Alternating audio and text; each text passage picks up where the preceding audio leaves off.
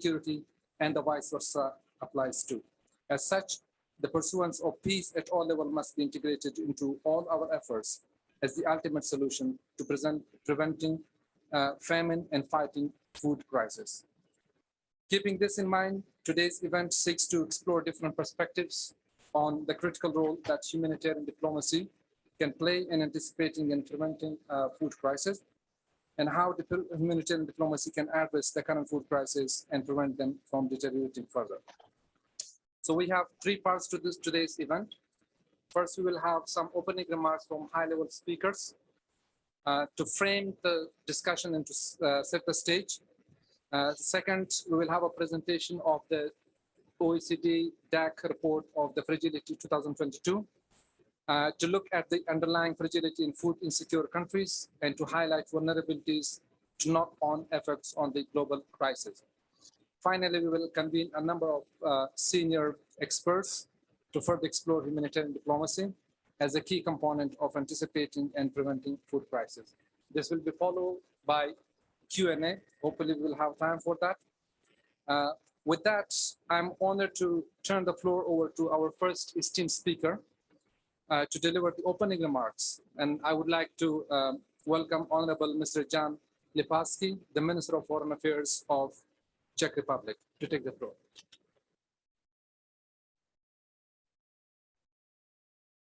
Distinguished guests, ladies and gentlemen, the Minister, dear colleagues, special envoy. It gives me a great pleasure to welcome you at this timely event on the role of humanitarian diplomacy in anticipating and preventing food crisis. As President of the EU for these stormy 6 months, Czechia feels particular responsibility to look for ways of how to reduce fragility and increase resilience of our societies. At times when food shortage is not only caused by war, but also used as a method of international blackmail, the role of proactive conflict prevention and of humanitarian diplomacy comes to the fore. The combined effects of the Russian aggression against Ukraine, the fallout of the COVID-19 pandemic, and climate change only underline the need for a very open conversation based on clear data about the root causes of global fragility. We have joined forces with the Development Cooperation Directorate of the OECD and the Global Network Against Food Crisis, notably our agile partners from the World Food Programme, to prepare this discussion, to see what we can do together to overcome current crisis and get back on track in sustainable and equitable development, in particular in Africa. With sincere thanks to our co-organizers, I would like to invite all of you, our guests in person here, as well as online participants, to engage in an open dialogue on how to deepen our collective humanitarian action, and I wish you a fruitful debate. Thank you.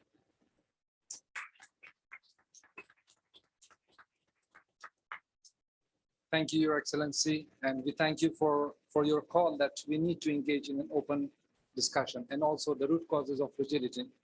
Thank you so much for your remarks, sir. I would like now to introduce our second esteemed speaker, Minister for Development and Trade of Finland, His Excellency Mr. Ville Skinnari.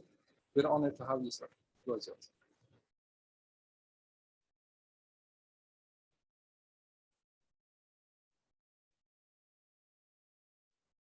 Mr.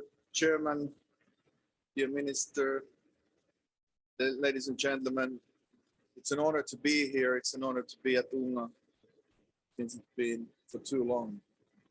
We've been able to physically meet here in New York.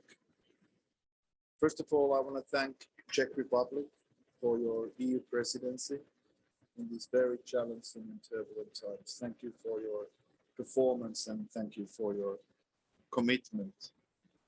But of course, today I think just to talk and address as far as the food security and anticipatory action when it comes to Finland's perspective, from the very north, I would just say a few things. We all know the global food security situation. It's very concerning for all of us. What we have learned, we know the reasons, the conflicts, climate change, COVID pandemic, and now the effects of Russia's illegal invasion in Ukraine. What are the human costs, financial costs? They're huge. Addressing crises is always far greater once it has escalated.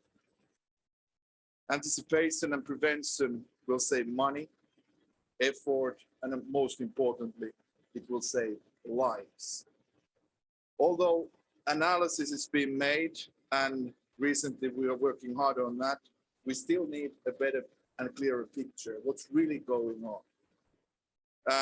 We need the picture which countries are hurting the most as far as the current crisis, and we also need a more coordinated response together in our prevention efforts. Here, I would like to highlight the work that needs to be done in the field of humanitarian and development nexus. We need to address both the short-term needs through humanitarian aid, but also we need to look to build long-term resilience through development efforts. We should also remember to place a special emphasis on reaching those in the most vulnerable positions, such as people with disabilities, women, and girls. We can also do more by looking at technological solutions and innovations. There is, for example, an increasing need for effective weather and climate services and early warning systems, especially in the least developed countries and small island developing states. And I would encourage an even stronger collaboration with the private sector in this regard. And we have great examples from Ethiopia, the different parts of Africa, towards South America and America, that we've been able to save lives as far as the weather measurement with our industrial and private partners. In prevention efforts, one particular solution I would highlight is the role of co-funding for humanitarian organizations. The co-funding really enables organizations to address situations quickly and also to support country contexts which might not otherwise get the necessary funding. Last year, for instance, Finland provided some 50% of its humanitarian aid as core funding. I would also highlight the role of school meal programs. They are the world's largest social safety net, and particularly important in this situation of escalating needs. They can provide an impactful and cost-effective situation and solution that can be quickly scaled up in times of crisis. And of course, I'm proud to speak here as WFP's School Meal Ambassador, nominated by David Beasley. It's a tough goal to offer a school meal, free school meal for every boy and girl in the world by 2030. But that's the commitment we have taken together. Furthermore, school meal programs can be a systemic solution tackling several challenges at once.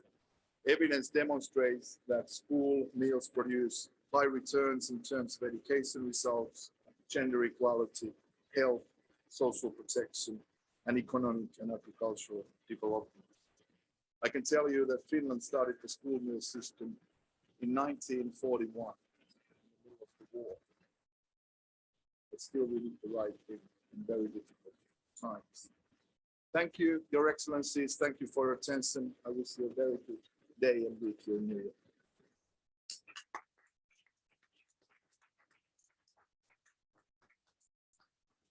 Thank you, Your Excellency. Anticipating and prevention saves lives and saves money. And I would also like to register our appreciation to Finland as one of our partners we launched a new deal for engagement in fragile states in 2011. And that was the framework which was supposed to address these problems at once and for all. And we need to politically reinvigorate that process. So thank you so much, Your Excellency, for your remarks. And with that, I would like to turn now to Jonathan from OECD to present the findings of the OECD Fragility Report. That was also launched today, and I was honored to be present there. The Fragility Report situate the food insecurity in the broader context of fragility in given setting to better understand the context of affected nations. This is of crucial importance as countries who are already experiencing fragility and acute food insecurity are the most vulnerable to adverse effect of the global food crisis. Jonathan, with that, the floor is yours.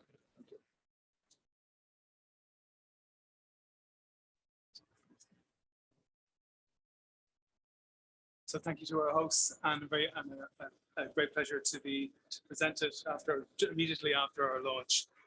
What I hope to do with this is to really set the scene, set some of the context for this discussion to come by putting food security in into the wider frame of what we see in fragile contexts. Our definition of fragility is the balance of exposure to risk and the capacity available to mitigate and deal with the risks that are encountered. We analyze 176 contexts, but we focus on the most affected, the most fragile contexts, and the most in need. I think it's important to note that our definition of fragility also reflects a wide-based understanding of who is affected by fragility. And I think a good example is to look at the cascading impact of the pandemic we've just experienced. It has affected people's lives individually. We've seen it affect communities. We've seen it affect systems across different sectors. And we've seen it affect states as well. So it very much correlates with how we understand fragility presenting within a society.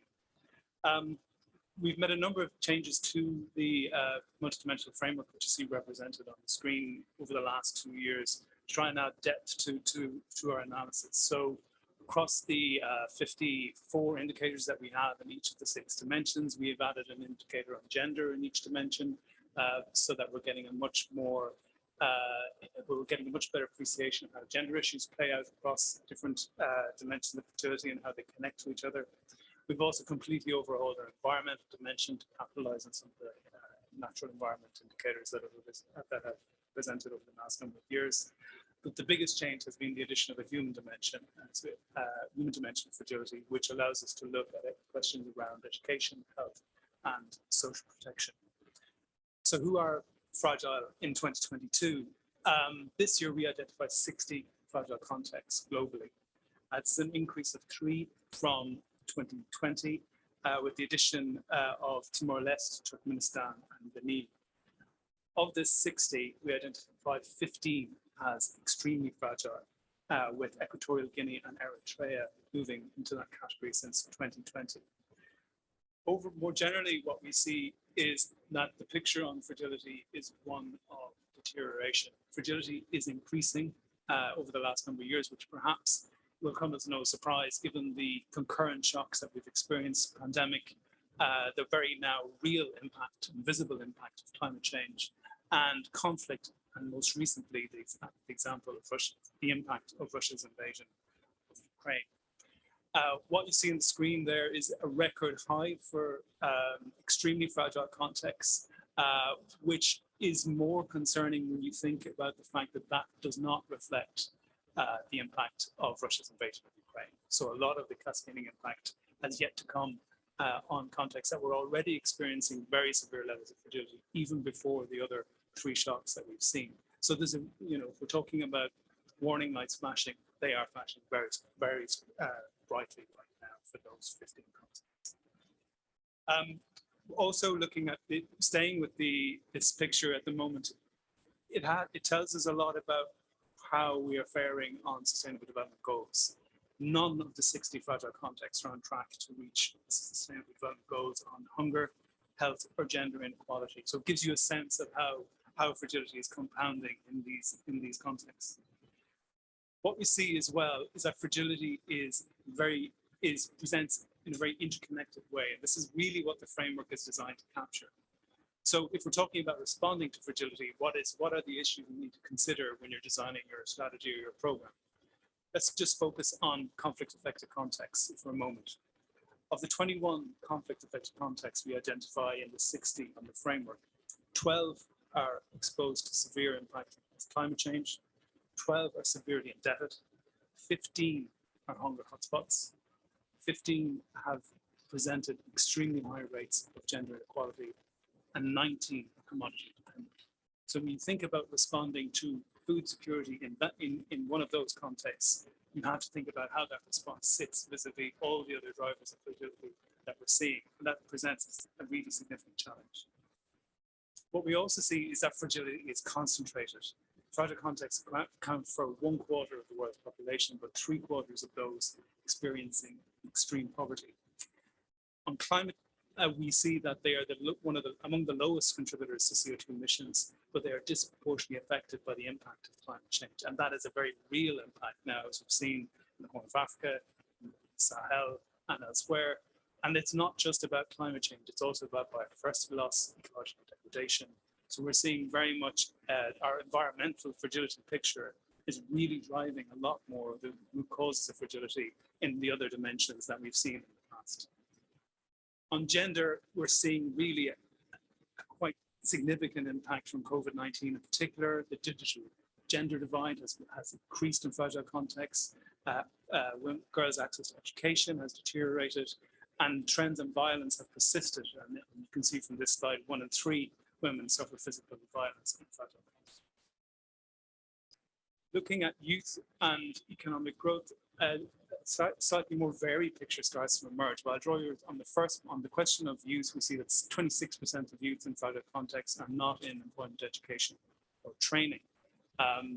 What's significant about that is the rate that figure is growing at. If you think about the demographics in a lot of these fragile countries, that is an exponential problem. The beginnings of an exponential problem for many places. On economic growth, the interesting point to take away is that 55% of the fragile contexts framework are actually middle-income economies and not low-income. That challenges some of our assumptions about how we think about fragility, but it also tempers how we think about responses to fragility, particularly, for example, around sexual health. If we look at forced displacement, nobody will be surprised to see that fragile contexts are the origin of most forcibly displaced people, but maybe more significantly, they are also a host to most forcibly displaced populations. So again, if we're thinking about building responses and resilience in these contexts, then we have to factor for some contexts, that is a very significant issue to balance. And finally, on food insecurity, of the 53 contexts worldwide with acute food insecurity, 48 are fragile contexts, and all of the top 10 are classified as fragile contexts as well. So the correlation is extremely strong. And when you think about the compounding effect on the existing fragilities that we see, it really does present a challenging environment. Some of you may recognize this. These are the extremely fragile contexts and their exposure to acute food insecurity. There's 2 points to make here. One is the lighter shade of green and the value that there's been a really significant growth. Some of the figures I mentioned at the start in that space. If we're talking about looking at what's coming down the track, we will be very concerned about the numbers of people in phase 3 and above in extremely fragile contexts because of all the other issues that they are having to deal with in those contexts. So looking at some of the responses, I think the graph on the left, is referring to extremely fragile contexts. And what's significant is the continuation of the relatively recent trend where there's more funding going to humanitarian than development in these contexts. Now, there's a couple of ways to look at this. In one way, it's a good example of demonstrating donors' ability to respond in the moment to resource humanitarian aid. But there is a critique in this, in that really, if we're not getting at the development aspects that we're seeing in these contexts, how are we going to get away from that chronic dependence on humanitarian support? And that is easier to say than it is to address, but the trend has been very clearly established. And as you can see, when we look at the other fragile contexts, there's quite a significant difference. If we look at this a little bit more in a little bit more detail, we see that there are very significant dependencies. If we look at the breakdown of funding across from official development assistance, foreign direct investment, and remittances, what we see is in extremely fragile contexts how important ODA is for them, and you can see that dark green how it gets significantly smaller as you go through the different levels of fragility. Maybe one of the good stories come out of this year's report has been the resilience of remittances, particularly in the aftermath of COVID-19, and that has been something that has really contributed significantly to a lot of the coping capacities we've seen in some fragile contexts. The graph below, really what we're looking at here are the convergences of fragility. And I think in low income, we can see, yes, there are more middle income, and we see different presentations of fragility. But what you see in low income contexts is this real concentration. So if you look at the way the circles align in the middle on the right hand side, when you're looking at populations that cannot afford a healthy diet or contexts where there's a high risk of debt distress, you can see how these can impact on each other to affect how contexts can cope themselves, and also how think about what responses that might help in those contexts. The conclusions we have come up with from this year's report, I don't think will surprise anyone in particular. We firmly believe a multidimensional approach at the heart of particularly strategy making and higher level decision making, so that we have capitals, multilaterals, and partner governments orientated in the right direction to consider what are the combinations of fragility they need to consider in developing the strategies. Collective action is critical. I think it's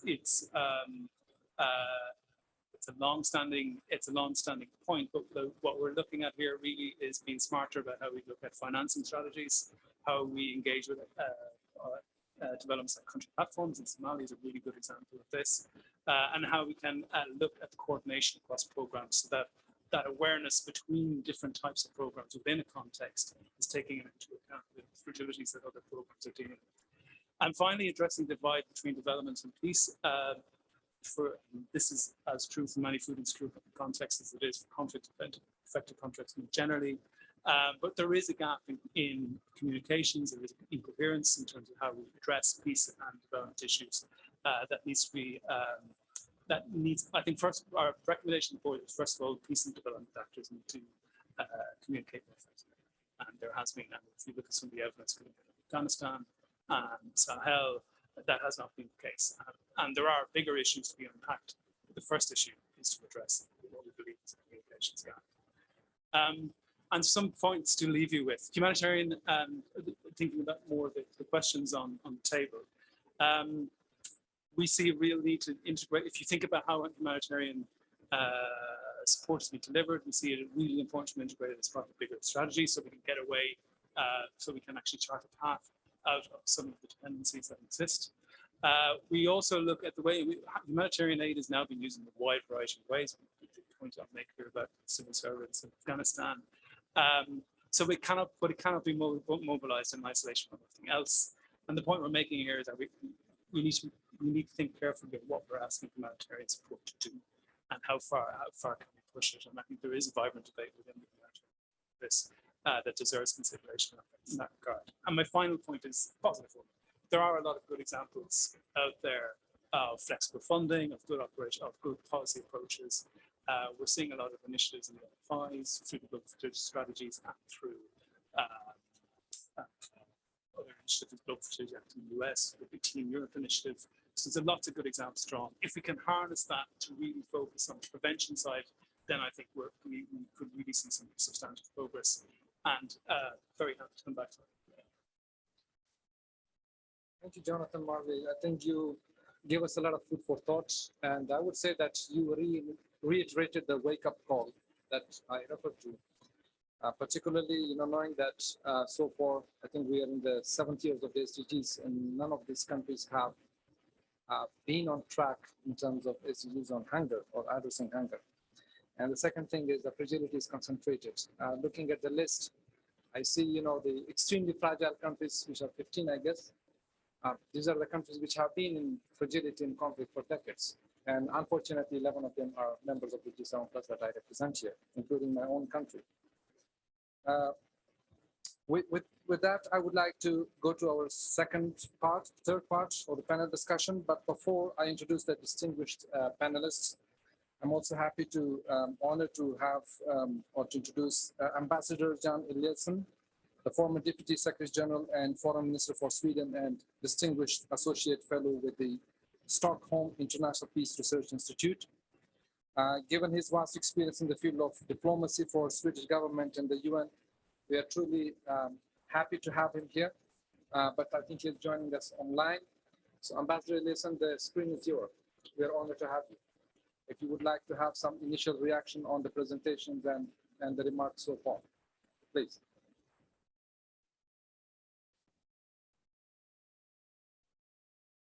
We can't hear him.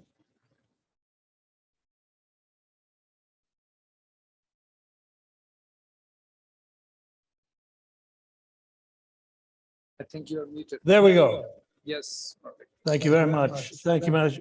Thank you very much, Mr. Moderator, and thank you for the statements by Ministers Lipavsky and Skinari. And Jonathan Marley, thank you very much for this overview of the state of fragility framework. I don't think there is a need for me to elaborate on the scale or the scope and the seriousness of the hunger and food crisis in the world. These statements that have been made are extremely illustrative and very convincing and very strong. I think for the rest of the meeting here today, we should focus on the concrete steps to take to, first of all, alleviate the hugely critical humanitarian situation. And secondly, also identify and deal with the drivers, the root causes of the crisis. And thirdly, how we should organize ourselves. Usually a very key question in all governance work. Let me just then quickly land in a number of steps that we can take and should take, and which I hope we can and you can illustrate and expand upon in the coming discussions. The first is, of course, to the need for massive mobilization of resources. In a very troubled time with strain on resources for many other reasons. That is connected, on this first point, to the extent and strength of political will to take these steps, which basically have to do with the quality of international cooperation, the quality of solidarity, the quality of the work at the United Nations, in fact. Second step is to look into the need for multiple actors to working on these issues and working more and more together and in unison. I would say the most important word in the world today is, in fact, together. And this, of course, is where the United Nations has a key role to play.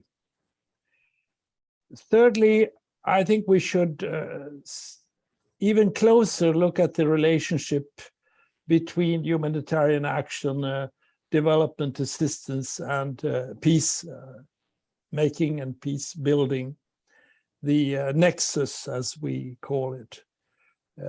We will have to have progress on all three and see the relationship between the three. And it is sad and tragic that Ukraine, with the Russian invasion, has added even more strength to the issue of peace and shown very clearly how that translates into problems in the humanitarian field of a massive order, and also to continue to do development. So I think that nexus should work in the direction of organizing ourselves in a way which is solid and fitting to the purpose of this drama.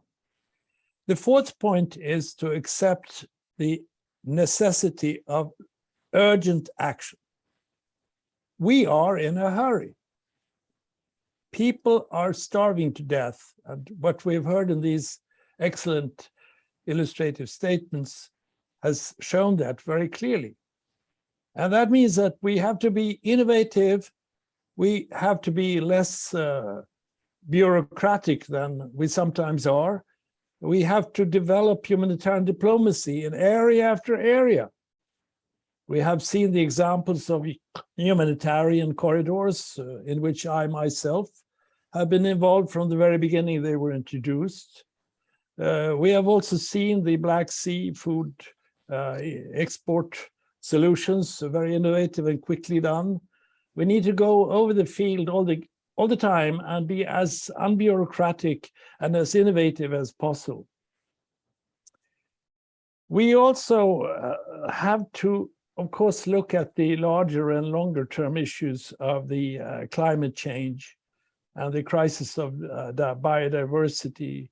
When we see the horrible pictures of the floods in Pakistan, flooding over a third of the country and killing thousands of people, we realize that we don't simply live in peace with nature.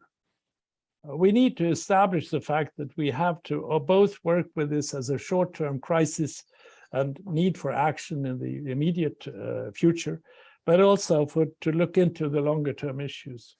And that's where, again, you come back to the strength of the Nexus model, bringing in both the development assistance and the political and peace efforts necessary.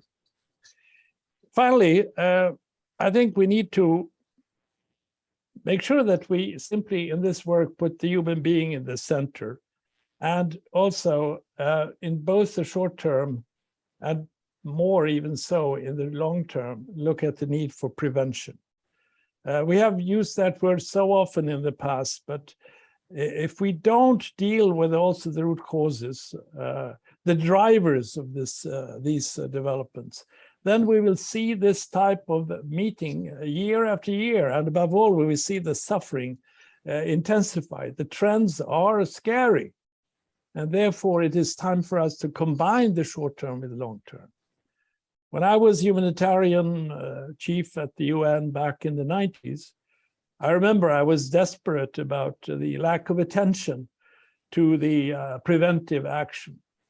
And I remember I asked, and this is a challenge to the media, I asked once, when did you ever see the headline in the paper or on the television or on the radio that the disaster did not occur? You rarely see that. In other words, we have to make it politically and media rewarding to act preventively. So these are my 5 or 6 points to set off this discussion. I am extremely grateful for the initiative coming from the UN and World Food Programme and all these organizers that have seen the urgency of the need to act soon. So I commend you warmly. I will be following this discussion very closely, not only looking back to my past, but also looking from the perspective of CIPRI, the organization that I represent now. Thank you so much. Thank you, Ambassador. I think I'm too small to summarize such a great, highlights of your messages, but what I would like to reiterate is the centrality of human. Put human in the center of the discussion, and I think that's what I would like to pick up on. And I hope that we will further speak to some of these issues, from a great panelist. Without further ado, I'm going to ask our panelists some questions, but before that, I would like to encourage, if there is any question from online, you have the chat option, you can post comment and questions, and hopefully they will be picked and we have time. So my first panelist on my left is His Excellency Abdurrahman Abdishakur, Member of Parliament of Somalia and Special Envoy for Humanitarian in Drought Response. Sir, 2 weeks ago, the IPC Famine Review Committee concluded that the agro-pastoral population in 2 districts and displaced population in Somalia will face famine. By the end of this year, some 300,000 people will be expected to the severe food insecurity. In the IPC language, it's the 5th and the last, phase, which means it's basically catastrophe, or it's a risk of death, God forbid. Why, in your opinion, has the international community failed to prevent such a catastrophe? And what do you think could have been done better to address the situation? And finally, what role does the humanitarian diplomacy play in preventing such catastrophe from happening in Somalia or elsewhere? The floor is yours. Alhamdulillah.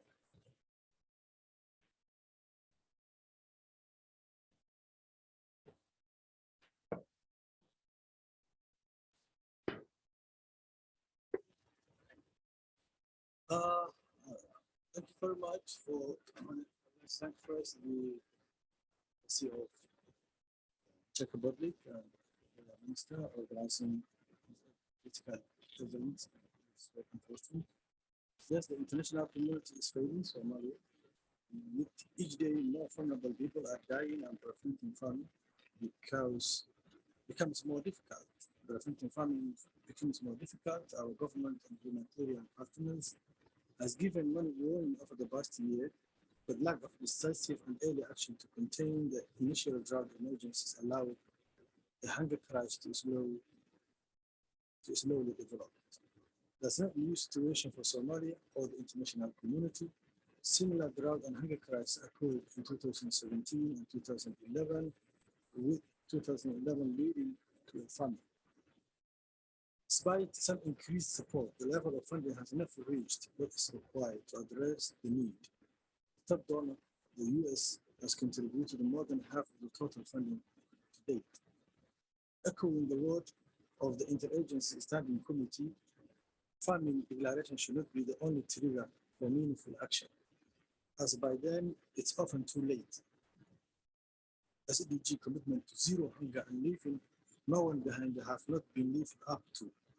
Around 1 in 10 people globally do not have enough, and Somalia tops the global hunger index. No person should die of starvation, let alone an innocent child. We need government to rally in the spirit of humanitarian diplomacy and increase their contributions. Our calls for greater funding are not in competition with other international appeals.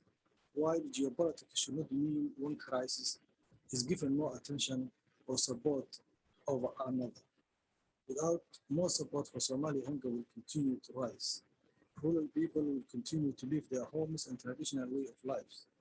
And the worst vulnerable, the newest generation of Somali will perish.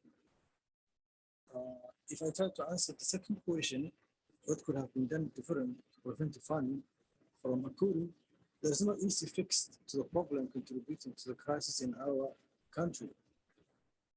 The soaring food prices caused by the conflict in Ukraine and our dependence on imports, livestock death, and crops failure brought by the climate change, induced historic drought, instability and violence caused by the terrorists with its fragility, and poverty and inequality fostered by the underdevelopment.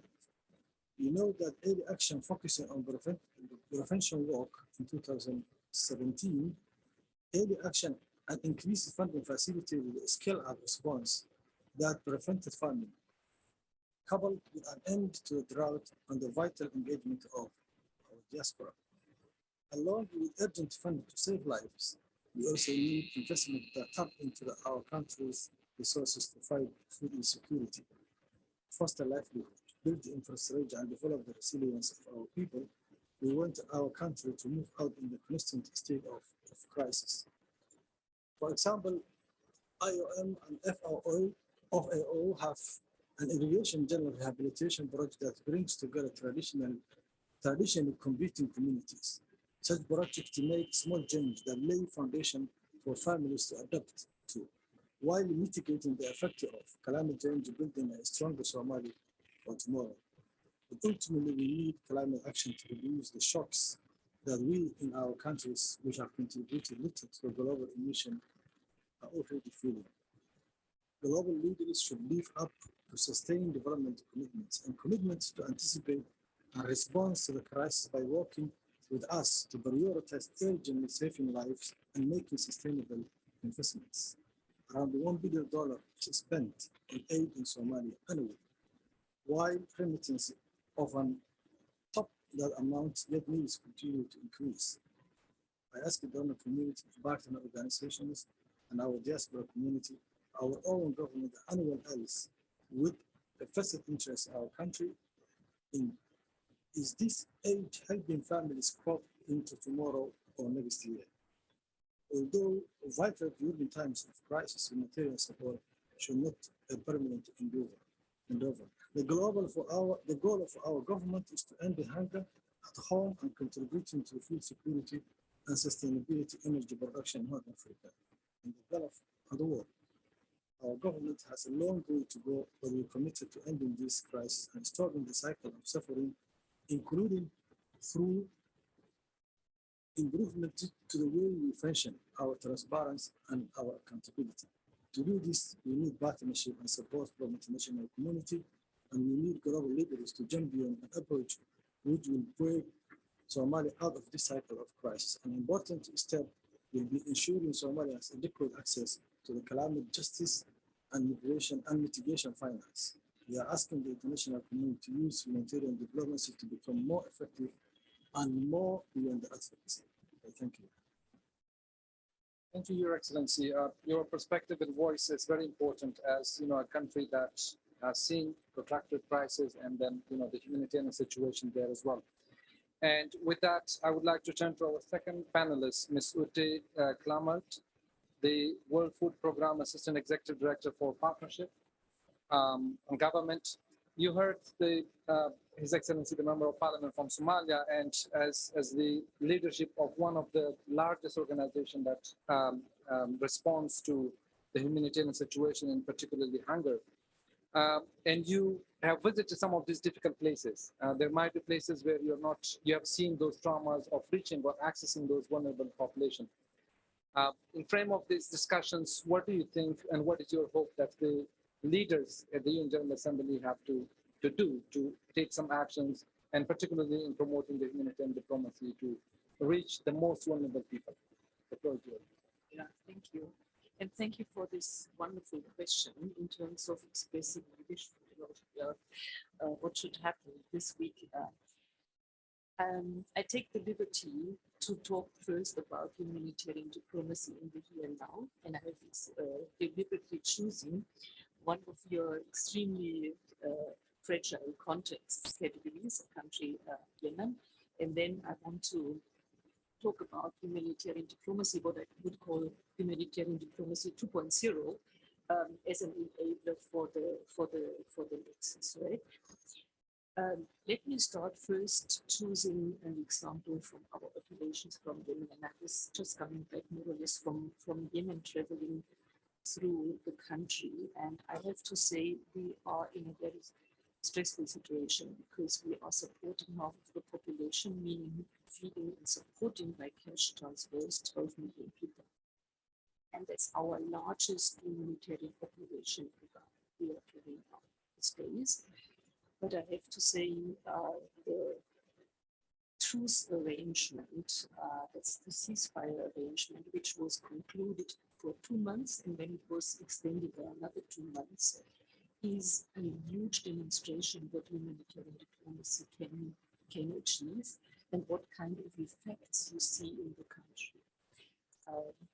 So, for example, bringing in food before the ceasefire arrangement was so complicated for us. We experienced normally a delay of more than 2 months bringing food through the ports and with all these kind of obstacles. And 2 months delay in a situation like that, you can imagine what that means for beneficiaries, right? So with that kind of humanitarian arrangement, that kind of truce agreement, it was possible to bring 18 vessels, more or less in time to the country, and that makes a huge difference. And 18 different additional vessels are about to come. So I'm just saying the humanitarian diplomacy is so critical in the here and now, because I really want to, and that's part of what I want to express in terms of the leadership, but the political will to end these conflicts. And I'm so grateful that we could listen to the OECD DAC report. And Jonathan, it's not here to please you, but your report is so critical. It's one of the most crucial reports and analysis we are using for our operations, because just the criteria is how we come up with the definition of fragility, is also informing a lot of our program and forecast. So the political will to end conflicts, but in the case of Yemen, I think I just want to reiterate the access element, that we have access to areas where we can deliver food and distribute food, or that we are able to identify our beneficiaries through biometric tools, so that we can do cash transfer. So the access and the commitment of the international recognized government, as well as on the other side with the Houthis, that we are allowed to carry out our humanitarian operations is super crucial. And the third element is, of course, that funding is available, and really experiencing funding gaps. And just want to share that situation with you. You are standing at a distribution point. The women are crying, and the men are shouting at you, because we had to cut the rations so this is why I'm saying the humanitarian diplomacy is unlimited. But in the context of anticipatory and prevention, for me that's humanitarian advocacy 2.0. What should happen more in the future?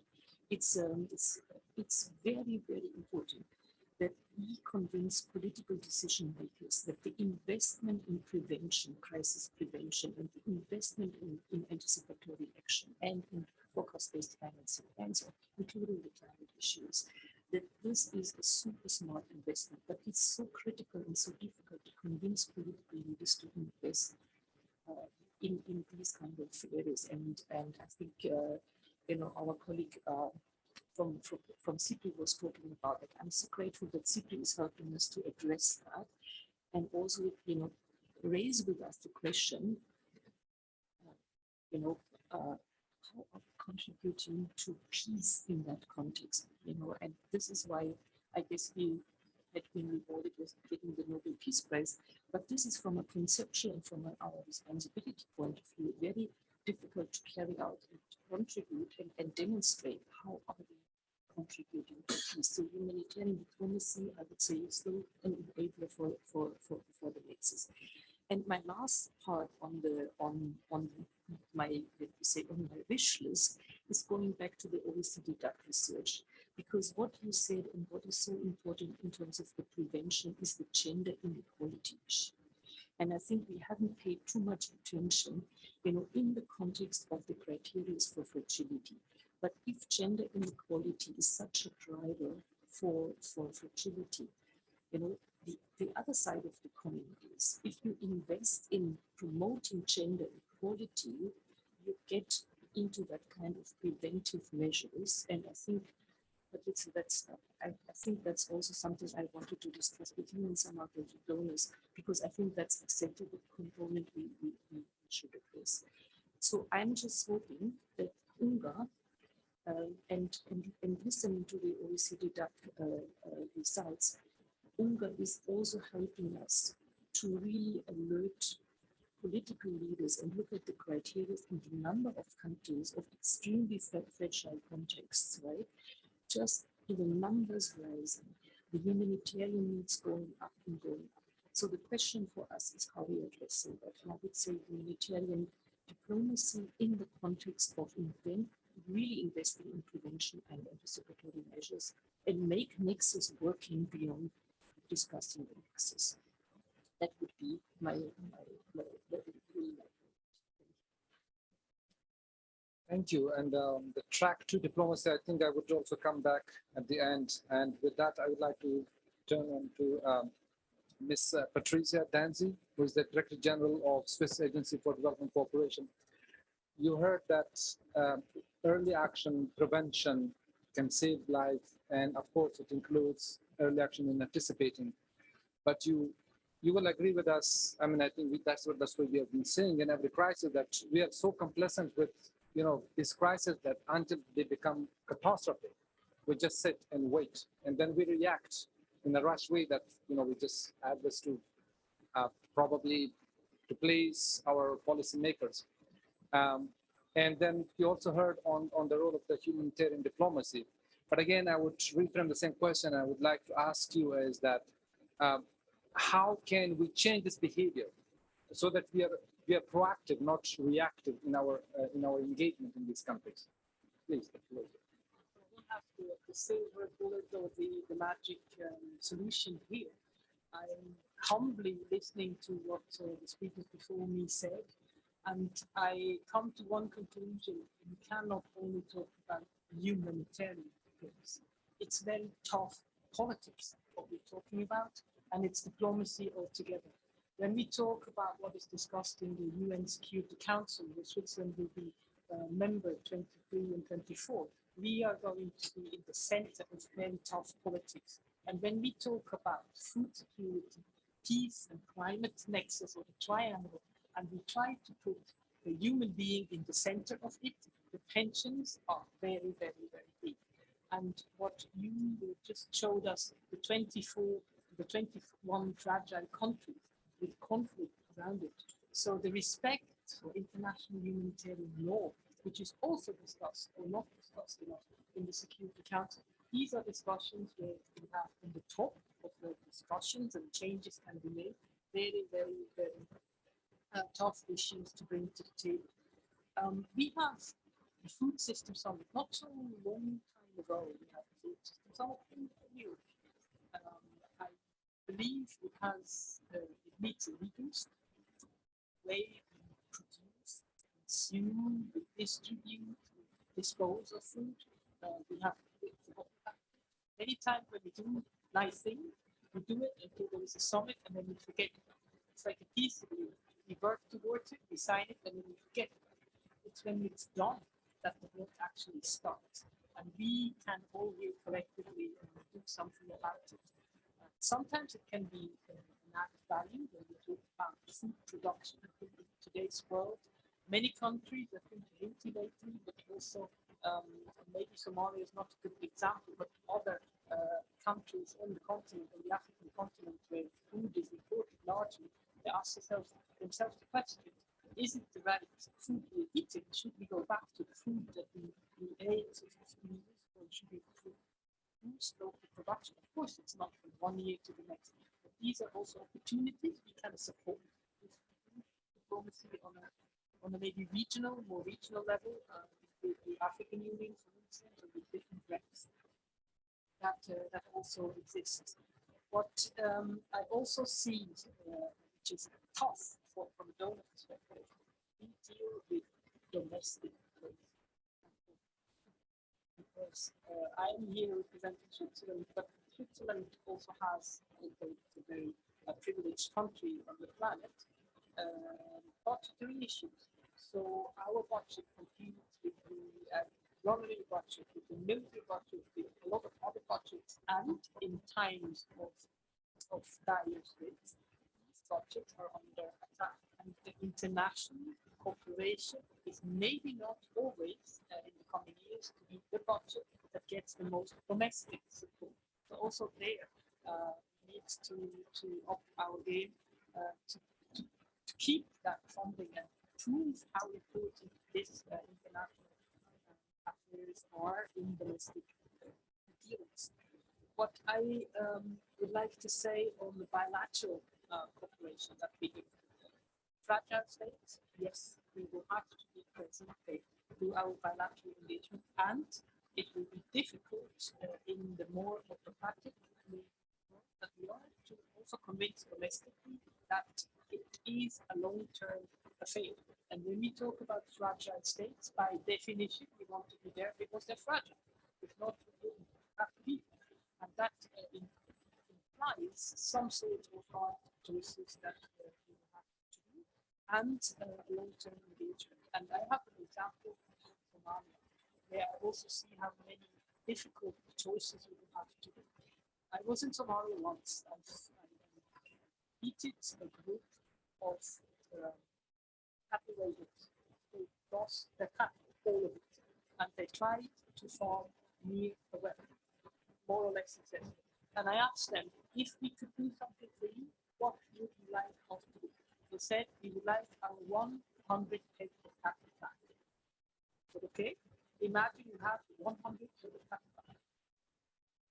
they survive the next 5 years?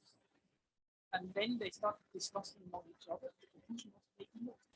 So what we need to also think collectively, how will we be able to accompany all communities towards something different, maybe, that means transformation of lifestyles, that means the more resilient this, that, and the other.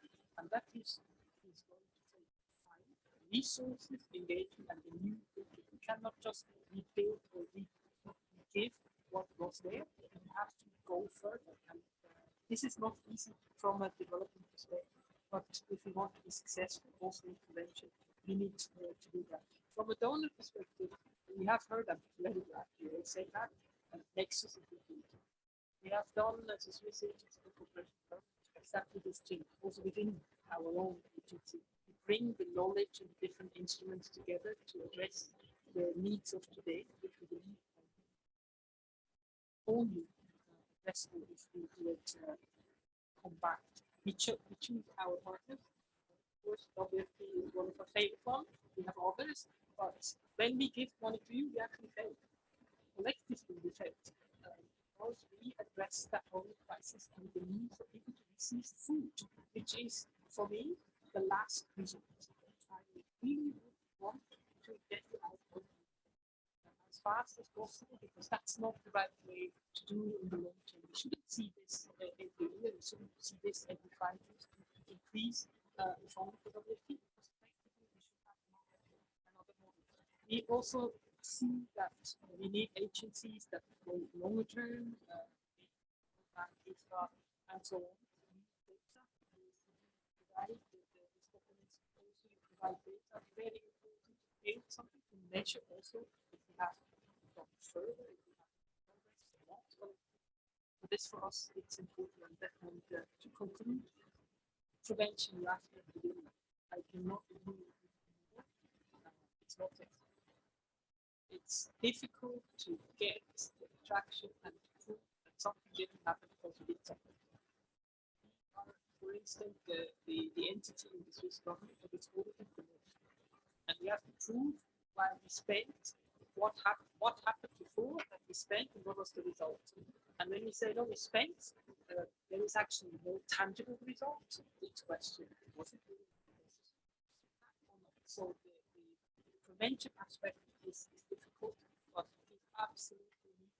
And what we also need to be aware when we talk about food crisis and systems and all the other SDG challenges, what we tend to do, similarly, we tend to, in French, you say, déshabiller hier ou habiller Paul.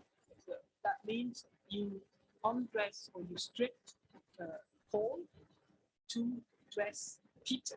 Meaning you take something away that is absolutely needed, put it somewhere else where it's also needed, but you cannot just do it because then you have to address the need here and there. So long term and sustainable is one of the things we're trying. We're not alone, we know, but it's a collective effort and we can. Thank you. I think diplomacy is a whole package. That would be my one reflection on your comments. And yeah, you also raised some of the important issues in regards to data collection. But in these situations, data collection itself is very difficult. And then showing the result on the paper is again, it's not only just difficult, but it's also sometimes become cumbersome in terms of you have to invest that in that. And then even you bring those reports, who can guarantee that they will read it? The politicians will read it. The final panelist that I have the honor to introduce is Ms. Marina Domushkina. I hope I have correctly pronounced her name. She is joining us online. She represents the Center for Humanitarian Dialogue.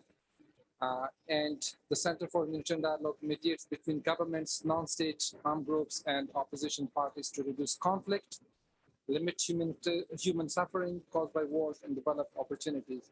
And my question to her, I think you've heard all our distinguished speakers, and they have pointed out some of the challenges. you tell us why haven't we been successful, and you will agree that we have not been successful in anticipating and preventing using the humanitarian diplomacy, which is your daily business. So the screen is yours. Thank you so much. Thank you. Thank you for the floor. Thank you for this invitation. I would like to comment the key takeaways presented by Jan Ellison, and I would like to build on at least some of them. First of all, if we speak about humanitarian diplomacy, in early 2000, it was defined as the tool to persuading decision makers and leaders to act at all times, any circumstances, in the interest of vulnerable people. What we see now, what I like to think about humanitarian diplomacy, apologies, what I would like to think about humanitarian diplomacy is that humanitarian diplomacy is aimed to maximize support for operational and program building and the partnerships necessary to achieve humanitarian objectives.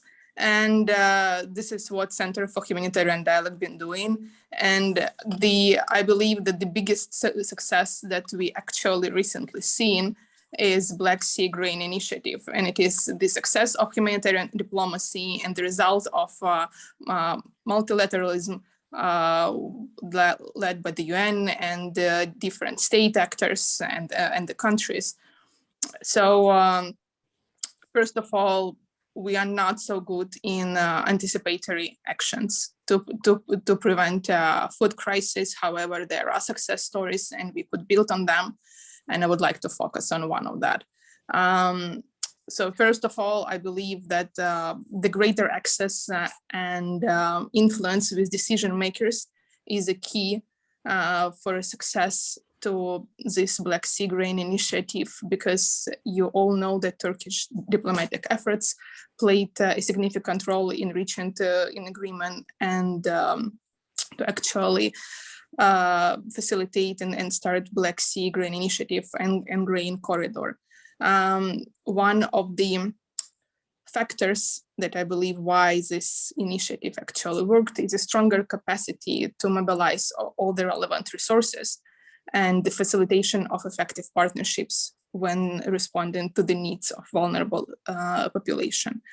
With this initiative, we see that there was involvement of International Maritime Organization, of World Food Programme, of OCHA, and Center for Humanitarian Dialogue played one of the key roles as a non-governmental organization in conceptualizing, preparing, negotiating, and implementing some of the agreements to allow the flow of Russian and Ukrainian agricultural products in order to ease humanitarian crisis caused by Russian invasion in Ukraine in February 2022.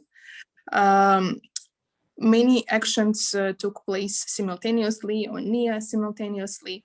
The close partnership with between UN and Center for Humanitarian Dialogue and the established relationships through the years actually allowed the immediate deployment of experienced personnel to this initiative. I personally was involved as an advisor and establishment of joint coordination center and seconded by Center for Humanitarian Dialogue. The main achievements of the initiative, I think that now is like clear. We see the drop of the prices for 15% in global market based on the food price index. We also see that now with the start of economic activities, it will help Ukrainian farmers to plan for the next harvest and start harvesting in the next season. The main thing that actually helped is, I think it is the synergy between the agencies, between the different actors, and the mobilization of resources. Apart from that, I would also like to call on Women, Peace and Security agenda. It's been 22 years. However, I found myself being the only woman when it was the establishment of Joint Coordination Center.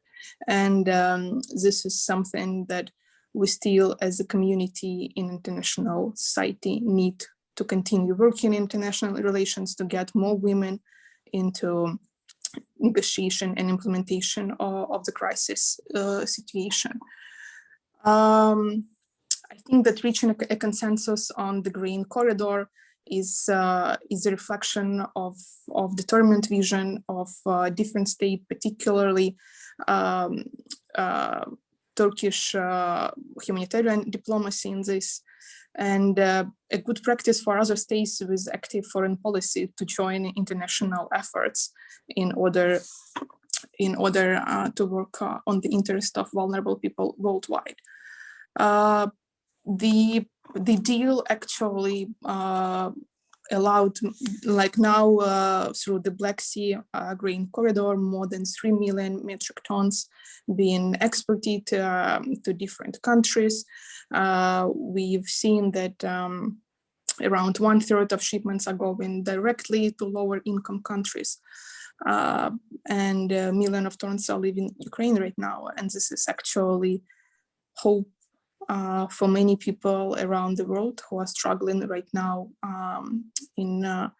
from food insecurity and food crisis. And I think that we have many failures and we are not so good in anticipatory actions, as I said, but there are success stories that we need to learn from and to try as a community to have more lessons learned in order in future to have more anticipatory actions in preventing food crises. I was short, I leave spaces for Q&As for my colleagues. Thank you. Thank you so much, Ms. Marina. And I think you brought a very good perspective, and the speaker mentioned here about the lessons we have, and also you reiterated the need for track 2 diplomacy, I think, or humanitarian diplomacy version 2, and the role of women in that. Thank you so much for your remarks, and that brings us to the Q&A session. If you have any question or comments here, please identify yourself and introduce yourself, and please keep your comment or question short, and let me know which distinguished speaker do you want to address that to. And I would also like to, I haven't received any feedback, and I think we heard just that there was a little bit of problem in the sound, but if any of the audiences have any question online, please feel free to paste it on the chat. So I open the floor for any questions or comments from the floor.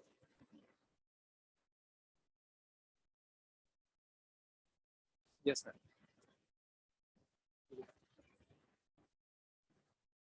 My name is Heidi Rombards. I'm the Director General of Development Corporation for Belgium. Thank you very much for organizing this session, and thank you very much to all the speakers. I have a question with regards to the fertility status figures. You showed some figures where indicating that the relative contributions indeed of ODA in the most fragile are very high, but at the same time you could see that the actual figures were relatively low. So I was wondering, do you have the figures per capita? And if we really want to make that connection of nexus, is there something like, you know, a bottom ball figure that you need to invest in people before you can actually bridge that gap between humanitarian and long-term perspectives, and whether there's data not available? Thank you. Thank you, ma'am. And if we can also have one more question, and then I will hand over to the distinguished speakers. Yes. Thanks very much. My name is Rich Rabbit. I'm the DPR for Canada. Thanks to the Czech Nation for organizing the session and to all the participants. There's a whole architecture around humanitarian appeals that the community understands. There's a lot of data that goes into it, stuff around it. That architecture does not exist around prevention. And so my question would really, not only for the PFP, but for others, you know, what kind of architecture can be built around prevention, perhaps drawing on some of the lessons learned from the Peace Building Fund and other parts of the system that are engaged in this issue, that can create not only kind of incentives to make this said, but can also give some confidence that we're working kind of together with partners on that agenda in the same structured effective, concerted way that we have big question, but I think that's a little bit where some of this conversation needs to go. If it's to overcome some of the reluctance, implicit reluctance that some of your questions. Thank you. Thank you very much. For Igor, my question is very clear, especially in the drought in Somalia actually is due to 4 consecutive seasons we have failed. The last one actually was the rains were less than even half of what we have to be. I'm from the climate center and the forecast for the coming season. Government center issue is failing. Now the WMO has published to be a new year. That it means that East Africa, the horn will be drier than average. So we are almost sure that the coming season will be also a drought. What do you think is planning you have? Because what we are seeing actually is not the worst. The worst is coming. Thank you. I think I would also use my prerogative as a moderator to add one question, and then I will turn over to our panelists. I think there was a great emphasis on the nexus. And my question would be, how can we bring in the perspective of reconciliation and national dialogue to end war? Yes, there are, climate change situations, but in these countries, war is one of the central reasons why we suffer in these countries. And how can we make diplomacy work at this war? And that would be my question. And I would like to ask Jonathan first, and then WP, and then also other distinguished panelists to have 1 minute to reflect on this question. Jonathan.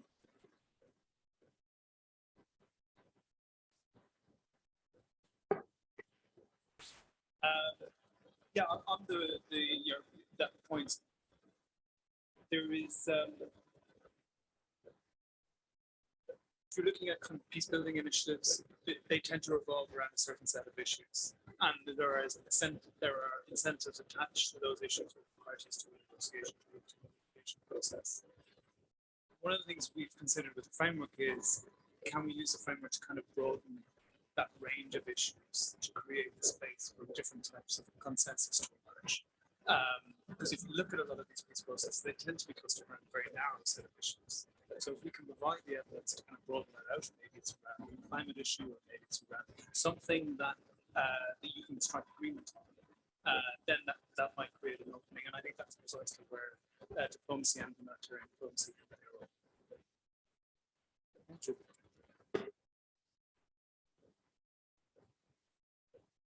Just checking on the Somalia. Like you did, but I wanted to address the question from the colleague from Canada. Very big question, and I can rest assure you that keeps me, in particular, being in charge of the resourcing side, very, very busy. There are a lot of elements to that, and I guess I hope I'm not getting too technical, but the humanitarian side is informed by the needs-based planning, right? Space planning. So we have there's a huge architecture out there, methodologies, we are challenging each other, in terms of, but there is a completely kind of plan in place, and maybe one could, in a way, ask him there whether the data is at the end of the day, in some instances, maybe inflating a little bit, that's sometimes the question.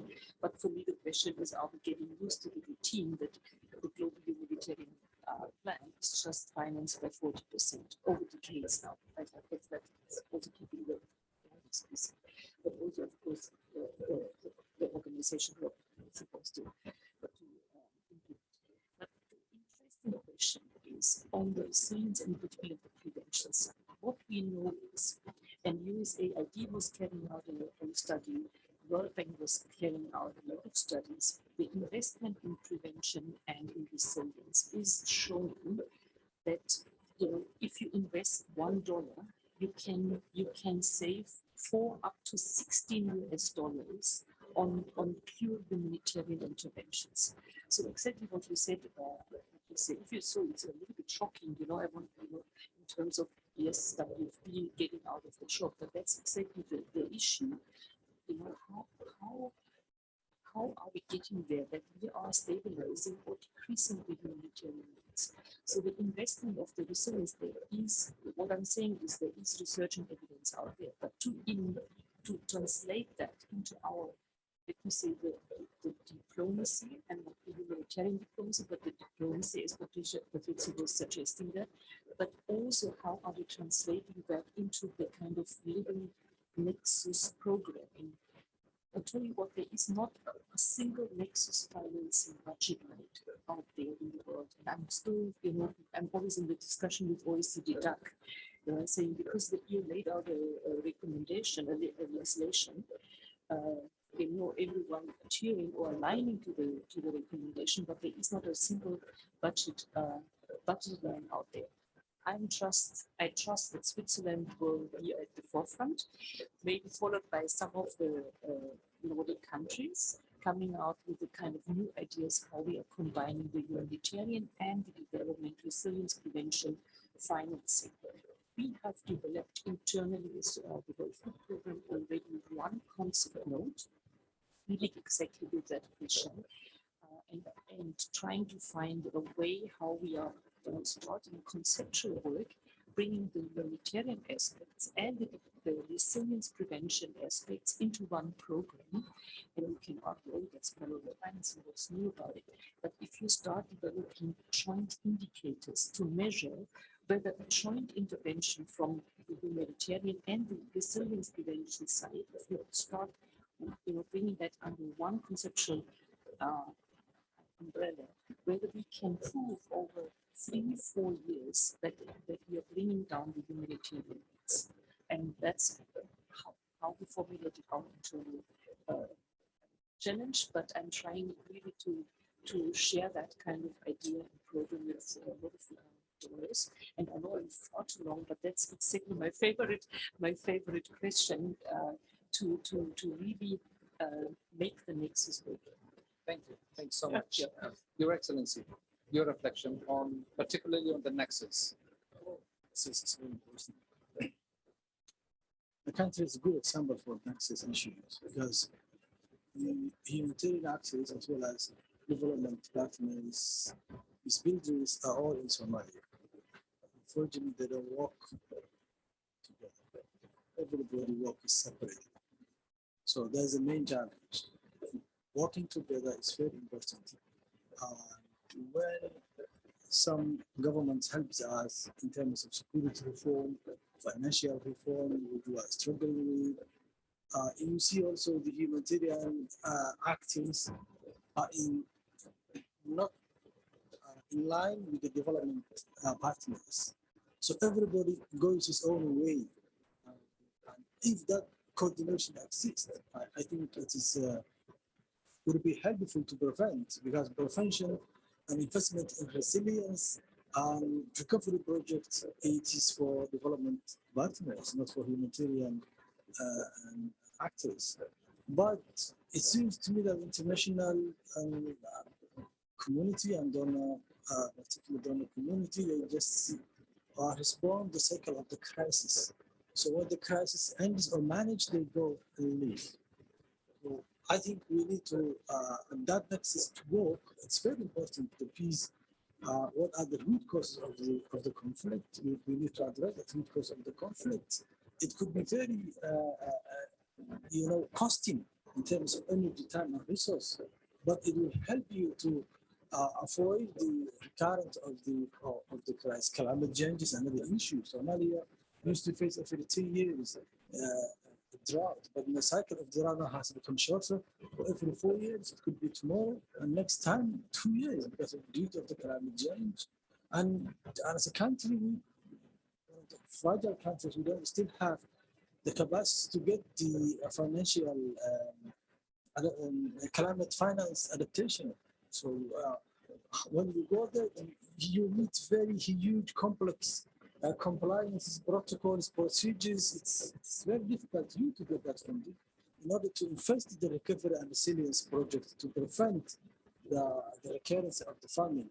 So I think, to me, the nexus is good, but the nexus, but failing the nexus is not, the nexus is not working together. The nexus will fail if it doesn't work together, and that's, I think, calls for the political will. Patricia, I have to be a little bit strict because we are behind the schedule. It's not my fault. I think the conversation was very useful, and we can spend hours and hours. Please.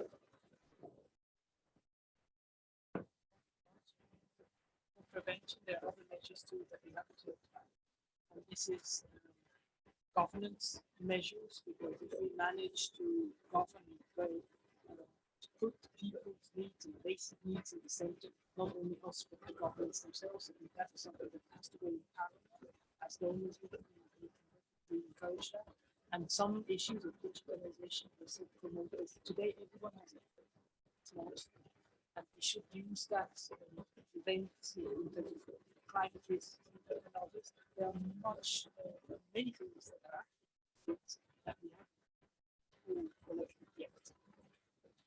Thank you. And Ms. Marina, I will give you 30 seconds. If you have any reflection, there is a very good question on the chat, which I'm sure you have seen it. Please. Yeah, I will be short. I think we need to stop focusing how to measure success. We need to start looking on the impact of the people that when we do the project proposal and when we do the preparedness activities or anticipatory action, what the impact of the population we want to achieve, rather the focus of the success of the operation. So just to give you a short example, if we talk about Black Sea Grain Initiative, the prices dropped down. Fallen prices meant that those who had been hoarding for grain in the hope for selling it has the opportunity now for selling. Those who couldn't afford it to buy now has the better opportunity to buy and to have accessible or more or less accessible food. So I just think we need to focus on the impact rather than in line with the prevention activities. Thank you. Thank you. Thank you. That was indeed on point. Now I would like to turn to Ambassador Lizen. You have heard all the distinguished speakers. We would like to hear your final points before I give the floor to our last speaker. Ambassador, the screen is yours. You're muted.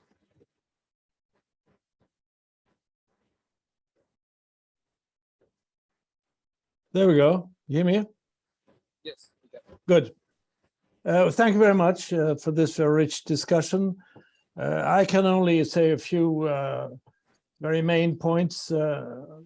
We must not forget that it comes back in this situation about adequate resources. We have to mobilize resources.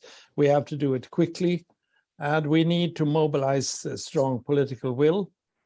And thirdly, we need to think of doing long-term investments. And this brings us to maintaining the ODA levels and to live up to the Agenda 2030, the SDGs that I myself was part of negotiating.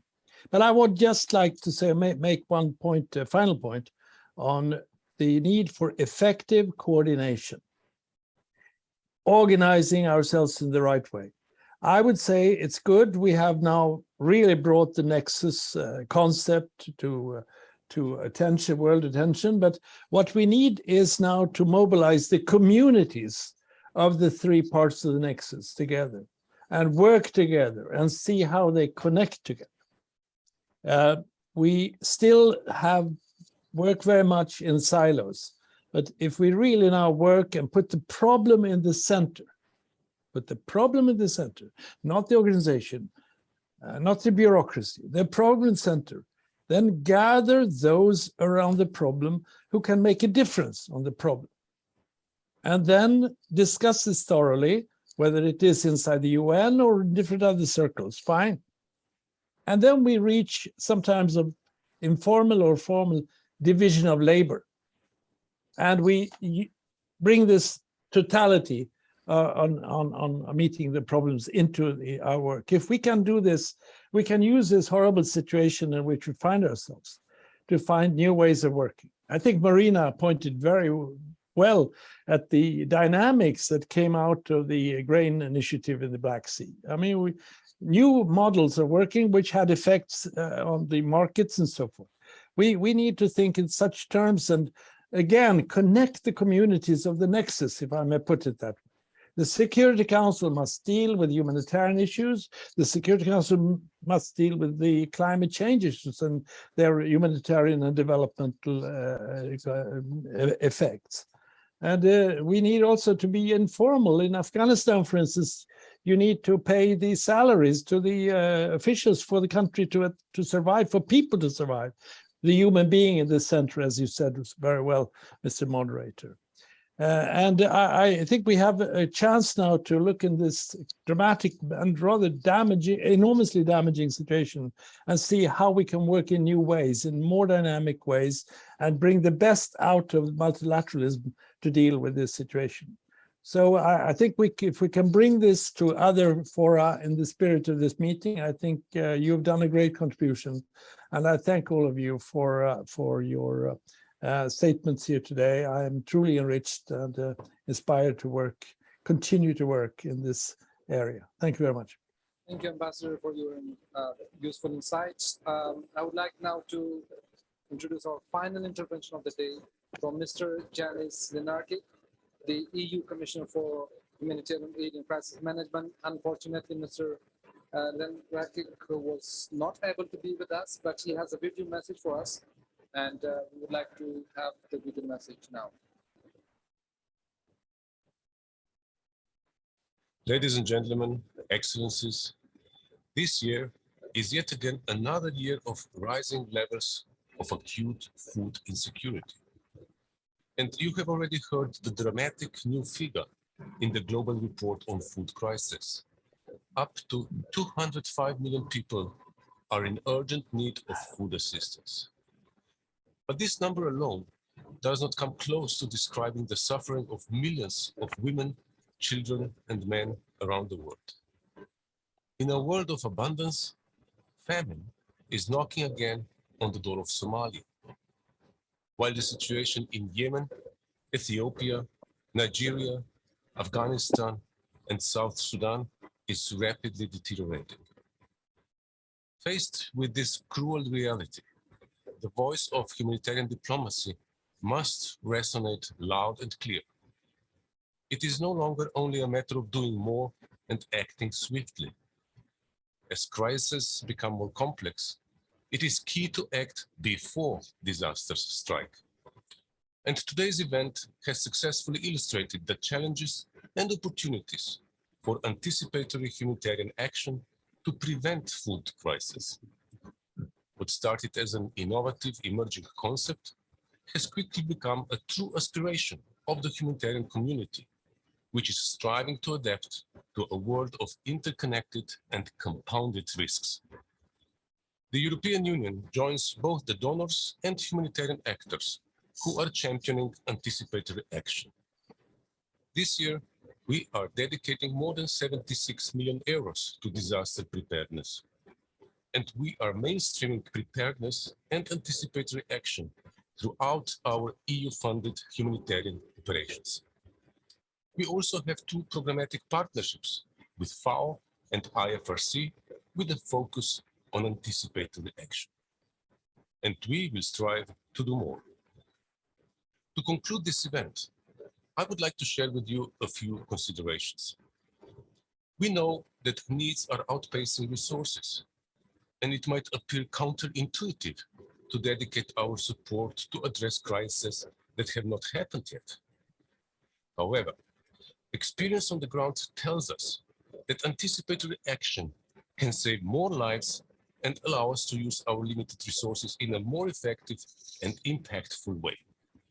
What is more, in this way, we can help communities to break the cycle of growing dependence on humanitarian aid and ultimately to build resilience. And we need to invest in robust early warning systems and capacity building at the local level to monitor and interpret forecasts. Finally, it is important to remember that conflict remains the key driver of hunger. And in conflict and fragile settings, the capacity to predict and assess risks is weakened. Humanitarian access may be hampered, and thus acting before crises strike may be more challenging. Therefore, more work needs to be done on understanding how to use anticipatory tools in the complex interactions among conflict, displacement, and climate risks. I trust that the knowledge shared today will help us to make a big step forward in our learning curve on anticipatory action and be ready to scale it up. Thank you. That was a very good message, and if I would like to, I'm not trying to conclude or summarize all this conversation, which was very rich, but I would like to add one consideration that these countries that you saw on the figures, they are rich in nature, but the only thing which is missing is peace. And I hope that we realize that if we have peace, even we can turn the natural crisis into a prosperity. That would be from our G7 Plus side, that would be my humble plea, that would be considered. So thank you so much for your conversation. And I would like to call upon you to give a big round of applause to our distinguished speakers and panelists who were there, who did a great job. And with their enriching and exciting insights. So I hope this becomes part of your talking points for this week at the UNGA. With that, this event is closed. Thank you so much for your attention.